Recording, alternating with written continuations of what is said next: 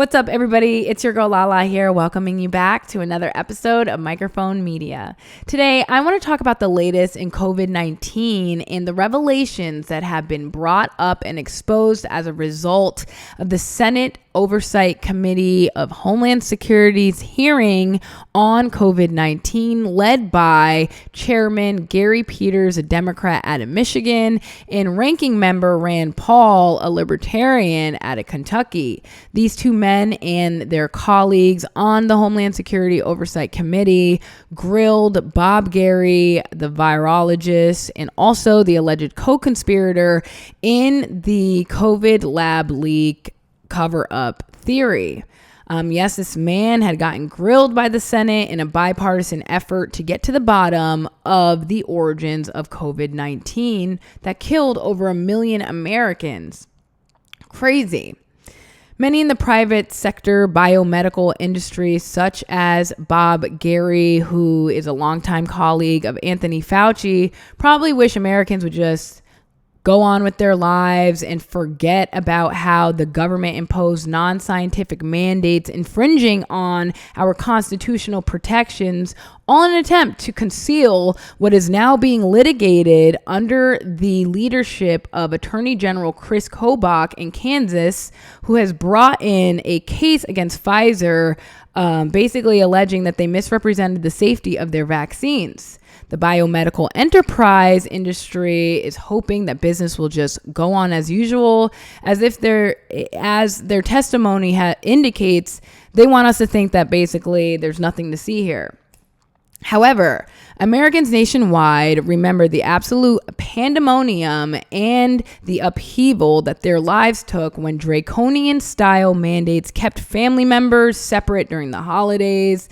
It forced mothers to give birth all by themselves without their husbands. Grandparents and the elderly were forced to die alone in hospice because of social distance mandates, which turned out to be very ineffective. Children were forced to wear masks with zero evidence that those masks even worked. The federal government colluded with the Biden administration to intimidate social media platforms to censor out American dissent of the vaccines and natural immunity. Very well-respected professors and virologists like Dr. Redfield, who was the former director of the CDC, was even censored, gagged, and forced off of Twitter for even mentioning the probability of a lab leak, which is now increasingly more likely, okay? And even talking about natural immunity, he was censored for that. In absolute insanity. Hinting to gain of function research, they gagged him for that. The Biden administration intimidated social media companies to censor vaccine dissent, and maybe worst of all, Americans that worked for state and federal governments were basically placed with a figurative gun to their head, forcing them to capitulate to vaccine mandates or face termination. New York State was one of the leaders in these vaccine mandates for government employees and were sued by those former employees in 2021 and forced to reinstate them due to the capricious and selective nature of the vaccine mandates. They were basically saying these people had to get vaccine, but these people didn't have to get vaccine. There's no science, no quantitative justification for any of it. It was just like willy-nilly. They were saying at the seat of their seats who could and who could not or had to not get vaccinated. It was insanity. It made no sense. More recently, as I mentioned before, the state of Kansas, led by Attorney General Chris Kobach, has filed an explosive lawsuit against Pfizer, alleging the pharmaceutical behemoth of intentionally misleading Kansans on the safety of the COVID vaccines, as Kobach alleges pregnant women were miscarrying immediately after taking the shot. Here is some of that. A civil suit against the Pfizer Corporation under the Kansas Consumer Protection Act, seeking enhanced civil monetary penalties, damages, and injunctive relief for misleading and deceptive statements made in marketing its COVID-19 vaccine. Pfizer marketed its vaccine as safe for pregnant women. However, in February of 2021, Pfizer possessed reports for 458 pregnant women who received Pfizer's COVID-19 vaccine during pregnancy. More than half of the pregnant women reported an adverse event, and more than 10% reported a miscarriage, many within days of the vaccination. Pfizer also possessed information from its own October 2020 study on pregnancy in rats, indicating that its COVID-19 vaccine was likely linked to infertility, loss of litters, and stillborn offspring. I mean, this is terrifying, okay? We should all be concerned right now, like we're in the middle of a shitty Hollywood movie that won't end. We know now from studies like that of virologist Shane Cawdy out of the La Jolla Institute of Virology and the British study led by David Wiley that not only was symptomatic reinfection of COVID-19 virtually non-existent, but also there is significant indication of long-term immunity developed from natural antibodies, okay? So why then were Americans banned from even mentioning natural immunity on social media platforms like Twitter? Why were Americans banned from polite society for even trying to have any discourse whatsoever when it comes to natural immunity? Something that we all were lectured about in our 8th grade public school nurse's office when we were trying to convince them to let us go home sick. Right? Do you guys remember that? Because I definitely went to public school and I remember that. For those of you who are not tracking, the Twitter files had revealed deep government encroachment on our First Amendment rights in order to conceal true scientific information from the American people that would have exposed the for-profit arm of the biomedical and military science enterprise that Fauci, Garry, and Daszak, and many more at the NIH and Eco Health Alliance were heavily ingratiated in for decades, okay? Rand Paul and his brilliant expose titled Deception. And I have a copy of it here. This book is amazing. If you don't have it, you need to get your hands on it, okay? He traces back Fauci's appointment to 2001 when former President George Bush and Assistant President Dick Cheney reallocated over $2 billion for biodefense research to fund gain of function, okay? And they reallocated this from the Pentagon supervisory and placed that responsibility solely under the complete autonomous and unaccountable tutelage of Dr. Anthony Fauci, who despite having multiple patents, okay, has refused to disclose any of his royalties that he may have received throughout his tenure as director of the NIH. Okay, and you guys want to talk about Trump and his taxes. However, 1,800 scientists that were under Fauci's supervision collectively received, okay, ready for this? $193 million in vaccine royalties from vaccines created out of government-funded research. Okay, so we're paying for these people to do research, and then they patent the research that they have had and that creates these vaccine components, and then they patent it and they make millions of dollars off of it. Okay, that's what's going on. This is all enclosed in Deception in Rand Paul's book. Please get a copy of that. Every American needs to read it. Also in that book, I found out that in 2022, Moderna inked a deal to share profits from its vaccines with the NIH, as the NIH partially funded the research and held many patents used in the process of curating these vaccines, okay? The NIH received $400 million in royalty payments in spring of 2023, while those same public officials who manufactured the components of these vaccines were also promoting it in public and shoving it down our throat. Everywhere we turned, there was a Pfizer ad. I mean, the Super Bowl, you know what I mean? Get the vaccine, get the jab. Come to find out, those same people that were promoting it in public were the ones that were creating it. I mean, this is just an egregious conflict of interest, one that has yet to initiate a criminal indictment, and hopefully that's not too far away. Honestly, these people need to get prosecuted for what they've done. Millions of people died, okay? Now, there's overwhelming evidence that has been brought before the Senate in the form of emails from Fauci and his camp, which were acquired. They were acquired through a FOIA court order.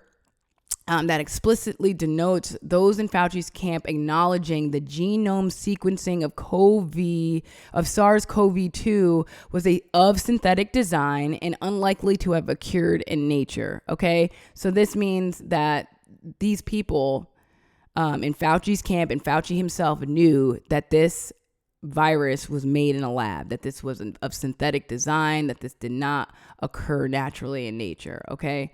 These scientists who knew the genetic makeup of SARS-CoV-2 matched that which was proposed in the 2018 DARPA grant to EcoHealth's Peter Daszak and the bat whisperer Dr. Shi out of the Wuhan Institute of Virology, while simultaneously planning a cover-up and using the mainstream media and government channels to completely lie to the American people and tell them unequivocally that this virus was not a lab leak and that it was not made in the lab. Despite the newfound emails stating point blank that Fauci, Garry, and Daszak knew this exact virus was currently being used in serial passage research at the Wuhan lab, despite private communications amongst Fauci and his team confirming these revelations, Dr. Bob Garry writes an opinion piece days later in Nature magazine, where he completely denounces the lab leak theory and forces the narrative of a zoonotic spillover down our throats as a matter of fact. Okay, so he stands by it, and he even stood by it while he was sitting in the witness chair being questioning by Senate. He's still standing by the zoonotic spillover theory, even though there still hasn't been any animal reserves found of the virus. And usually it only takes a couple months to find it, okay? And the shadiest part about this whole thing is that shortly after the article in Nature magazine was published, Dr. Garry's lab received, you won't believe this, $25.2 million in grant funding from the NIH.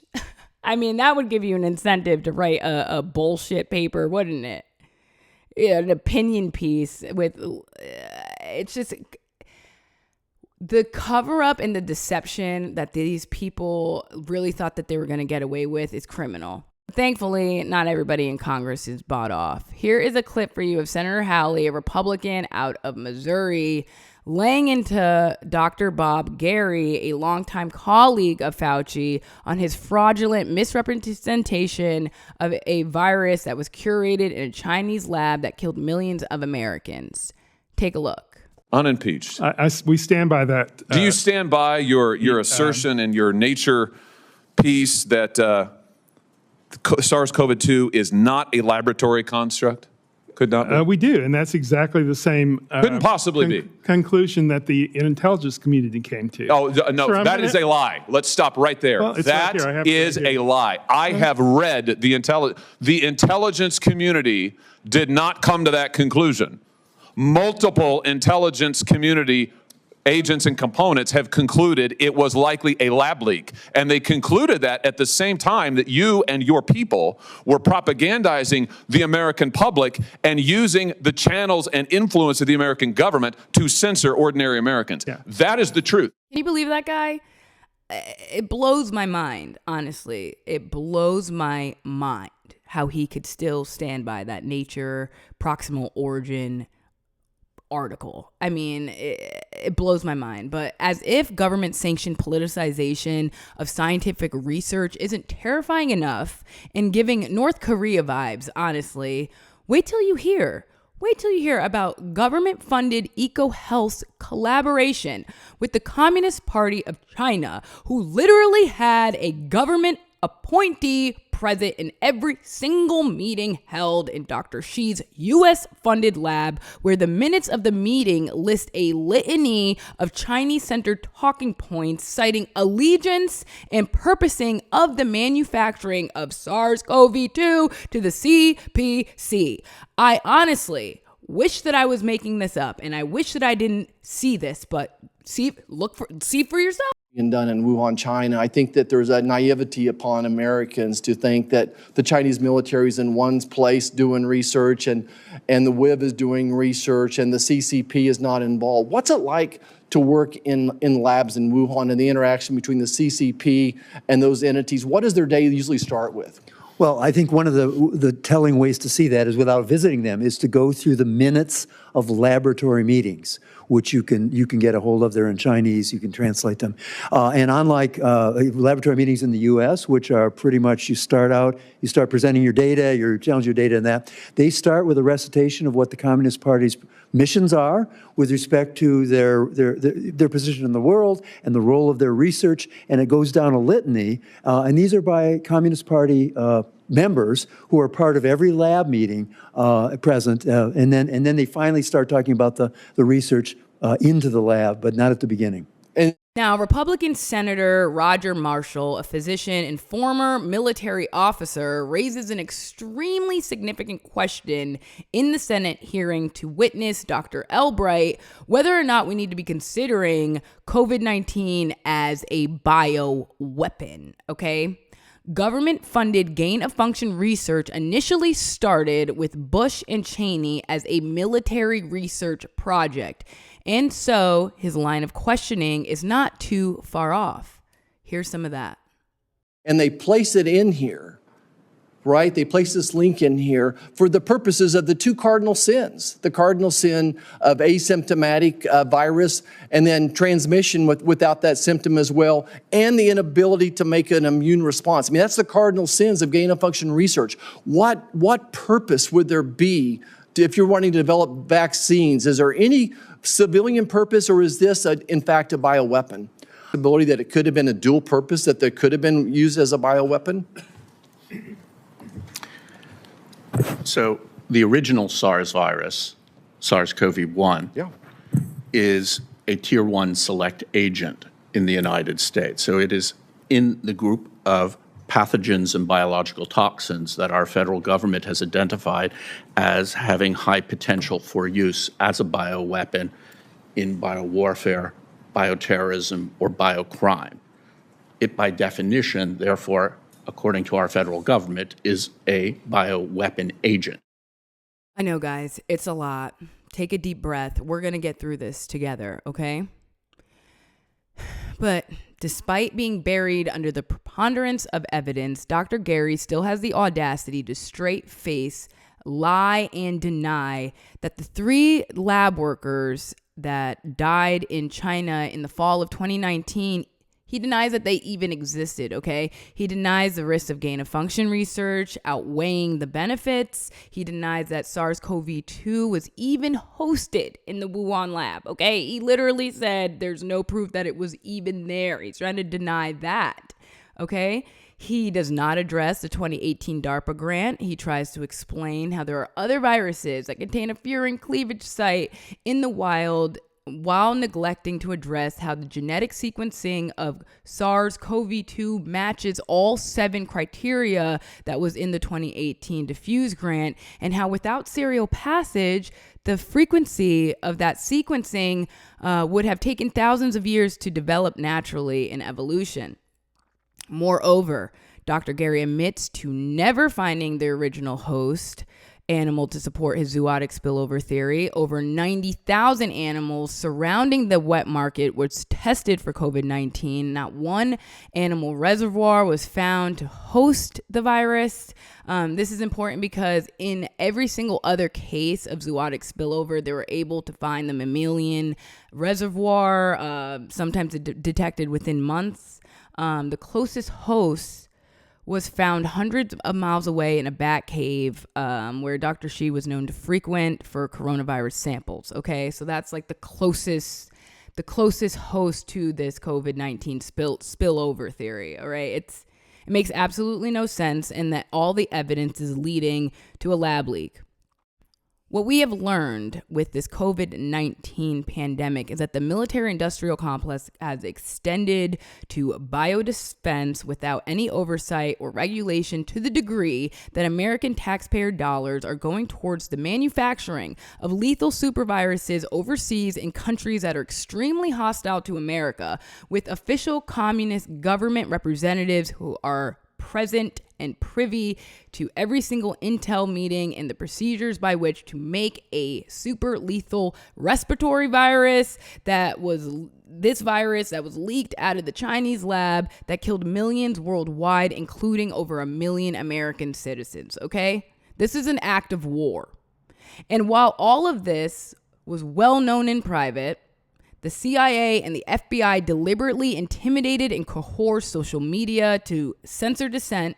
They gagged credible virologists and professors. They propagandized America through mainstream media, and state governments mandated a vaccine that was manufactured and patented by the same public officials who received $40 million in royalties from Moderna viruses after intentionally deceiving us about the synthetic origins of SARS-CoV-2. Okay? It is dark times in America, but I want to leave you with some hope. Luke chapter 18 verse 17 states that nothing is secret that shall not be made manifest, nor anything hidden that will not come to light. These evil, wicked, government-appointed military scientists will have to face accountability for what they have done, not just to America, but to the world. It is heartbreaking to have to reckon with the fact that these federal bureaucrats not only sold out America to the CPC by relocating their lab to Wuhan, but they also systematically designed a deceitful campaign to double down and conceal their egregious misdoings.